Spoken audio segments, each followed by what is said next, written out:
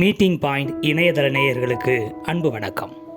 உடையில்லாதவருக்கு உடை வழங்குதல் என்பதுதான் 10வது நாளின் தவச்செயல். ஆடை என்பதனை உடம்புக்கு மேலே போடுகிற ஒரு துணி என்று மட்டும் சொல்லி நம்மால் ஒதுங்கிவிட முடியாது.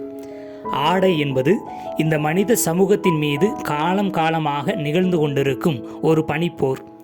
ஒருவரை அவர் உடுத்தியிருக்கும் ஆடை கொண்டுதான் அவர் என்ன செய்கிறார், என்ன வேலை செய்யக்கூடும், எந்த நிகழ்விற்கு போகிறார், பணக்காரரா இல்லை ஏழையா, எந்த பாலினத்தை சார்ந்தவர், என்ன மனநிலை கொண்டவர், எந்த நாட்டை, எந்த ஊரை, எந்த சமூகத்தை சார்ந்தவர், ஏமாளியா, கலாச்சாரம் கொண்டவரா இல்லையா என பல தீர்மானத்திற்கு பிரிதொருவர் போகின்றார்.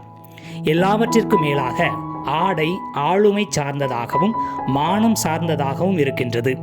மயிர் நீப்பின் வாழா கவரிமான் அன்னார் உயிர் நீப்பர் மானம் வரின் என்கிறது திருக்குறள் 969.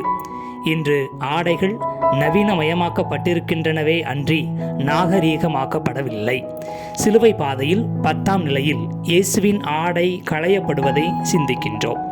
இயேசுவை கொலை செய்பவர்கள் ஆடைகளை களைந்தது ஏன்? ஆடை களைதல் கொலை செய்வதை விட உயர்ந்ததா? ஆம். ஏனென்றால் கொல்லப்படுவதற்கு மேலான கொடுமை ஒருவருக்கு அவர் மானம் இழந்து போவது. இயேசுவை கொல்வதை விட அவரின் மானத்தை பறிப்பதுதான் யூதர்களுக்கு மிக தேவையாய் இருந்தது.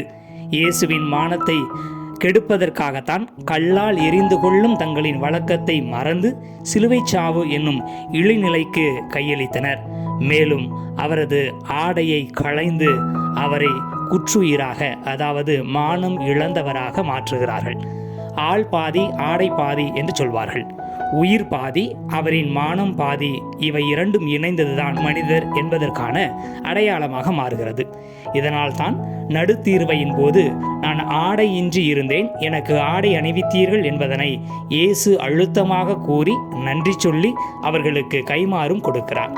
இன்று ஆடை வழங்குதல் என்பது மாண்புக்குரிய செயல் மட்டுமல்ல, மானம் காக்கும் செயல். எனவே உடையில்லாதவருக்கு உடை அளிக்கும் செயலை அப்படியே வரி சொல்லும் வழியிலும் மானம் இழந்தவரின் துணை நிற்கும் செயலிலும் செய்வோம்.